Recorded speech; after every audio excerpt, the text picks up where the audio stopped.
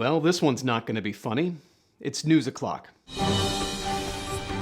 Breaking news: when it comes to failure, everything's bigger in Texas. It has been a terrible week watching Texas authorities struggle to explain why they didn't engage with a school shooter for nearly an hour when 19 officers entered the building but waited in a hallway for 40 minutes while the shooter remained active. Now you show restraint? Years of us all watching body cam footage of the police treating every interaction like they're Travis Bickle, and now you show self-control? Okay, next time there's a Black Lives Matter demonstration, I can't wait to see the police hang back and patiently assess the situation, and they're already shooting tear gas. Honestly, after watching hours of Texas law enforcement's bumbling account of the event, I wonder if we can't make it harder to get an assault rifle, can we at least make it harder to get a cowboy hat?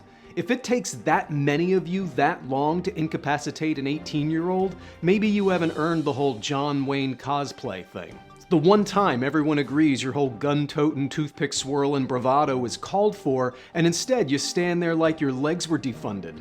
Lauren Boebert tweeted, "You can't legislate away evil," though just a reminder, as a legislator, it's literally her job to try. It's like that time Houdini tweeted, "Look, you can't spend your life trying to escape tough situations."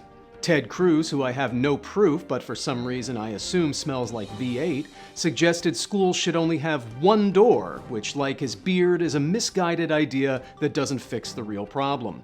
You want to wall up all but one door in every school in the country? Now that is a great replacement theory.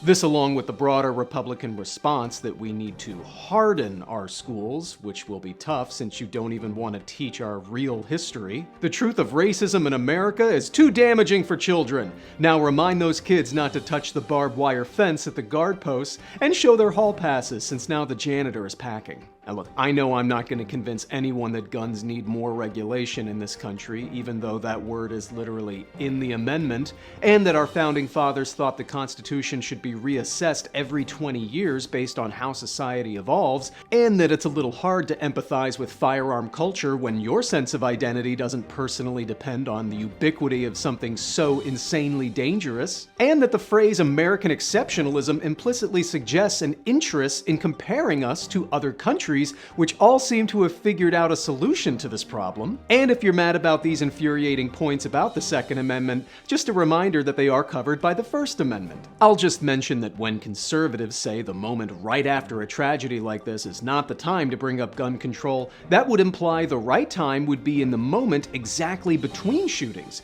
Well, 213 mass shootings in 145 days comes out to 3 shootings every 2 days, which logically means Republicans should be willing to talk about gun reform 8 hours after one happens. So do you want to pull up a chair or... No? Okay, I'll let our kids know that math is also not allowed at Gulag Elementary.